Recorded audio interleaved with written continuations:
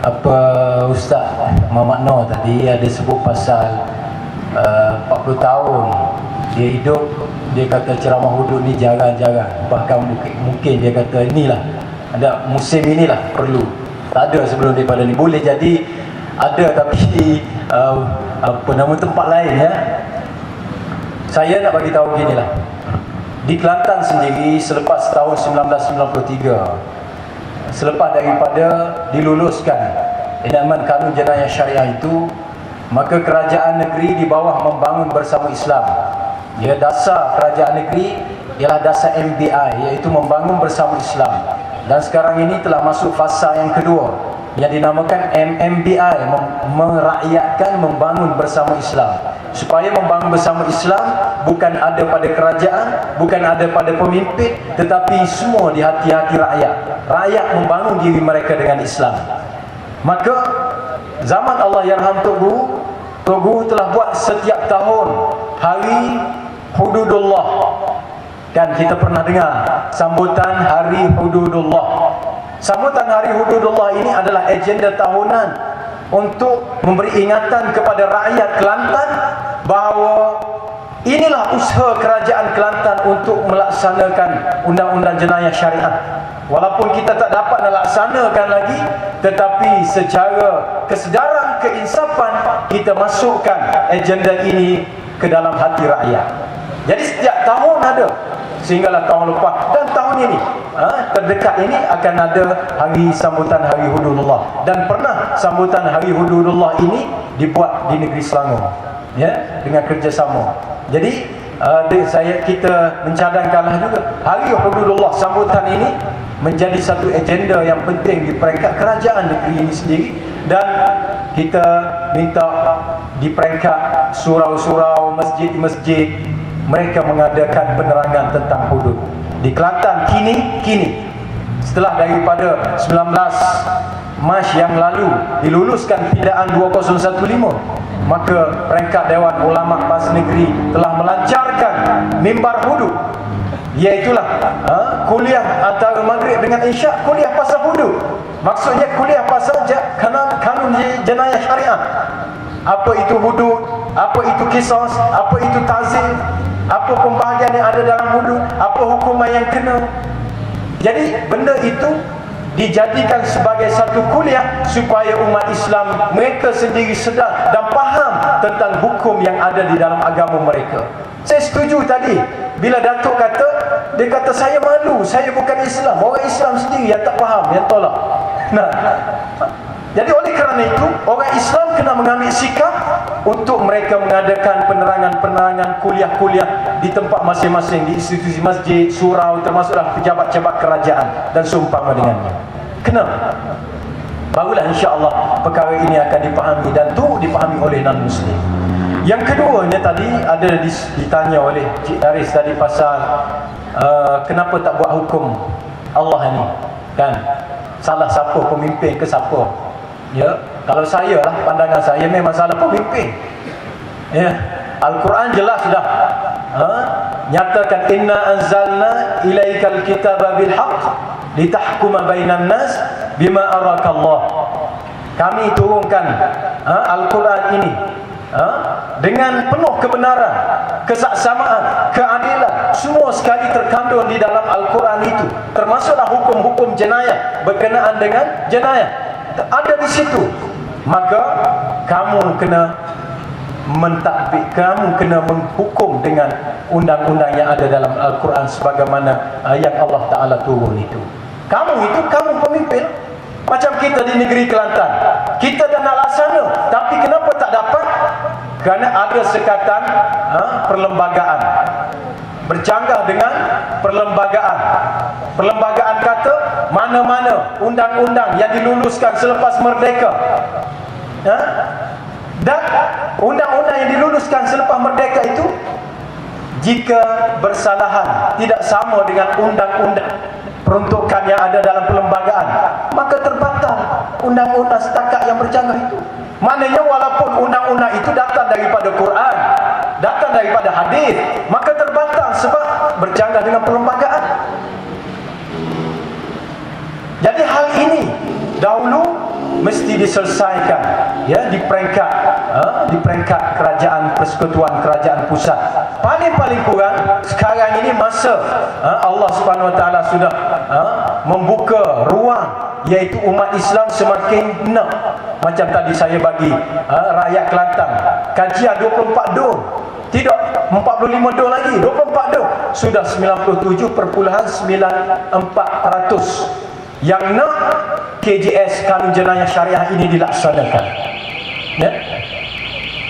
Maknanya kalau kerajaan persekutuan, kerajaan pusat betul-betul mereka bertanggungjawab dalam masalah ini, iaitu sebagai umat Islam, dan nak meninggikan hak agama Islam sebagaimana yang juga yang diperuntukkan oleh peruntukan perlembagaan, maka dia benarkan pindaan kepada rang undang-undang ataupun private members bill yang diangkat yang telah diangkat, dah masuk pun dah senarai 24, cuma tak sempat. Kita harapkan dapat dibawa pada sidang Dewan Rakyat akan datang, dan ahli parlimen Islam, tak kira politik mana-mana pun, mereka dapat menyokong lebih 112 undi. Walaupun kita nak simple majority saja, tapi kita nak 112 cukup, bahkan lebih. Kita nak kembali pada soalan yang akhir tadi, yang ditanya oleh Cik Iqmal tadi.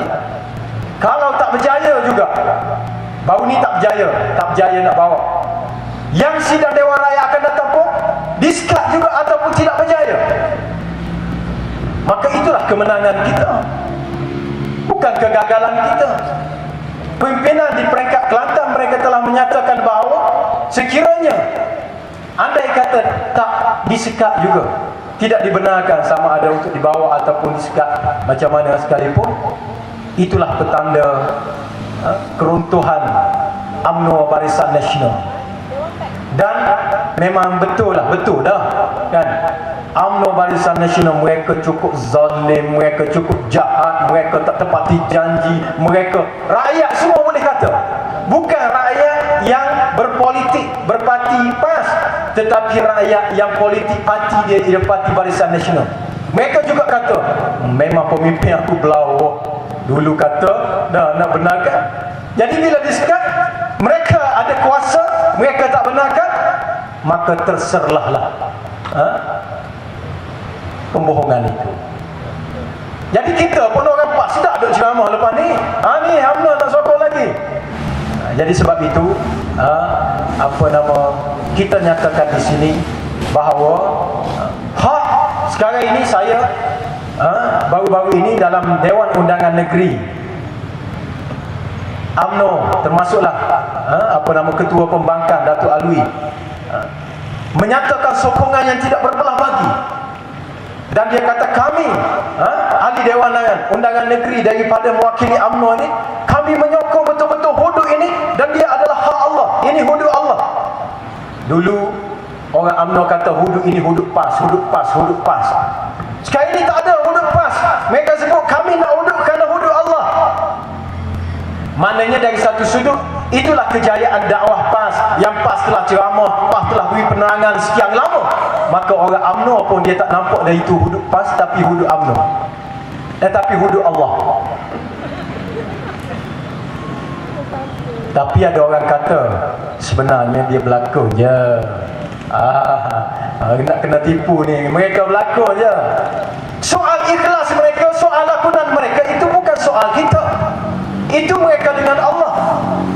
Yang penting kita usaha untuk pelaksanaan penegakan hukum Allah ini berjaya. Soal mereka ilah ke tidak, itu bukan soal manusia. Yang membaca ikhlas manusia, yang membaca semua itu Allah. Kita serah kepada Allah. Dan sekiranya orang kata, ya ini ada jerat, ada tipu, ada pembohongan, ada taktika, strategi, kita orang Islam ni kena baca ayat Quran. Ayat Quran sebut, wa in yuridu an yakhda'uk, wa in yuridu an yakhda'uk fa inna hasbakallah. Kalau sekiranya mereka ingin menipu kamu, membohongi kamu, ada taktik, ada strategi lain, cukuplah kamu ada Allah. Wa makaru wa makarallah wallahu khairul makirin. Ini akidah orang PAS. Memang kita tahu sejak daripada dahulu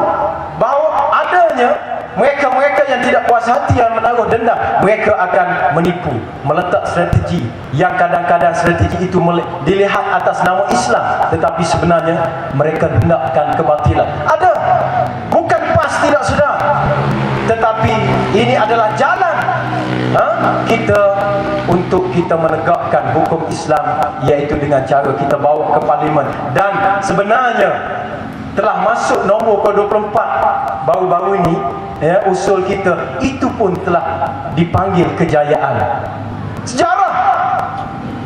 Usul perlembagaan untuk pindaan akta dan untuk bawa undang-undang Islam ini, sejarah telah masuk dalam parlimen, tempat gubar undang-undang. Jadi dah masuk, bermakna PAS sendiri telah berjaya. Langkah pertama, di mana suara-suara orang Islam pun sekarang sedang bincang pasal hudud, dan orang bukan Islam bincang pasal hudud, semua bincang pasal hudud. Ini adalah sebagai suatu benda yang baik dalam masyarakat kita. Maknanya orang akan nak tahu pasal hudud, nak tahu, tak ada masalah. Jadi sebab itu saya jawab tadi, kalaulah andai kata tak berjaya juga, maka ia adalah kejayaan kita, kerana kejayaan kita membawa usul itu di dalam Dewan Rakyat. Jaya. Jadi kita tak putus asa dan kita cuba lagi. Dan sebenarnya bagi peringkat jawatan kuasa teknikal pelaksana undang-undang syariah di Kelantan ini, yang ada kerjasama dengan jawatan kuasa peringkat pusat, mereka telah berbincang. Setakat ini kita masih menaruh keyakinan bahawa usaha itu insya-Allah akan berjaya. Kita letak usaha itu insya-Allah akan berjaya. Kalau tak berjaya itu soal lain. Jadi kita buat kerja Kerajaan Kelantan, jawatan kuasa teknikal bersama dengan jawatan kuasa pusat, bermesyuarat, berbincang, dan hari ini kita siapkan satu contohnya di tangan saya ini, mana blueprint yang pindaan-pindaan baru ni, mana kita sudah siapkan sepenuhnya, dan tata cara yang saya sebutkan tadi telah siapkan sepenuhnya dengan kerjasama dan sokongan pihak JAKIM, mana pihak bawah kerajaan pusat dan jawatan kuasa teknikal pelaksanaan. Bila mereka bermesyuarat, polis hadir, penjara hadir, ketua polis hadir, penjara hadir, ketua polis negeri Kelantan lah, penjara hadir, mahkamah hadir, JAKIM hadir. Ini adalah suatu kebaikan yang mana kita melihat bahawa usaha-usaha kita ini ada jalannya. Tapi ada setengah orang kata, nak gabung UMNO PAS. Itu pula kan. Jangan kita melihat usaha G2G kerajaan itu, kerajaan ini sebagai usaha parti untuk bergabung dengan parti. Ya tidak. Kena faham. Kadang-kadang yang amat berhormat, perlu juga saya sebut, pergi berjumpa dengan Datuk Seri Perdana Menteri, bersalam. Orang keluar yang bersalam, keluar dalam viral, dalam Facebook, dalam WhatsApp, bersalam. Orang pun buat tulis, dia kata kerajaan UG akan berlaku. Sebab bersalam Menteri Besar Kelantan dengan bersalam Perdana Menteri. Ini kalau niat yang tidak jahat, itu ada niat yang jahat yang dibuat oleh orang-orang tersebut, dia adalah satu fitnah yang besar, yang dosanya membakar segala amalannya saja. Tak payah buatlah. Ya, itu usaha itu dalam kerajaan, ada jadual yang tetap. Kerajaan kena berjumpa dengan kerajaan pusat.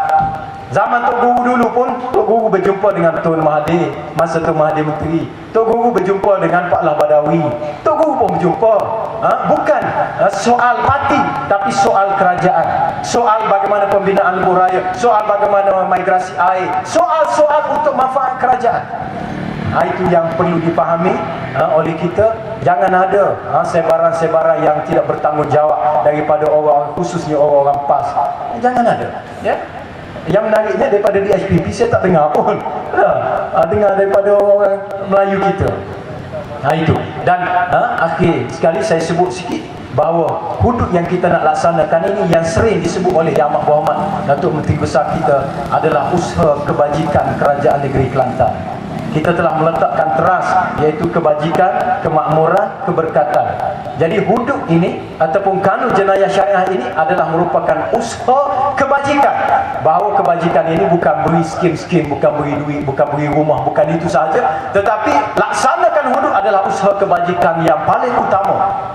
Bila jenayah tiada, ya, bila apa pesalah-pesalah dapat kita insafkan dia, inilah kebajikan yang dapat dibawa ke alam akhirat yang berpanjangan daripada model kerajaan negeri Kelantan usahakan.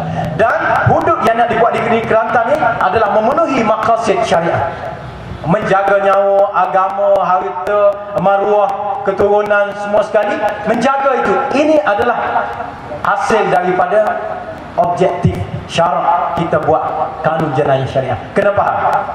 Kalau orang bercakap, orang kata hudud ni tak kena maqasid syariah, tak kena maslahah, tak kena, tak betul. Ya? Jadi setakat itu untuk kali ini mudah-mudahan kita dapat kita dapat jelaslah dalam beberapa perkara yang telah ditimbulkan tadi. Wallahu a'lam.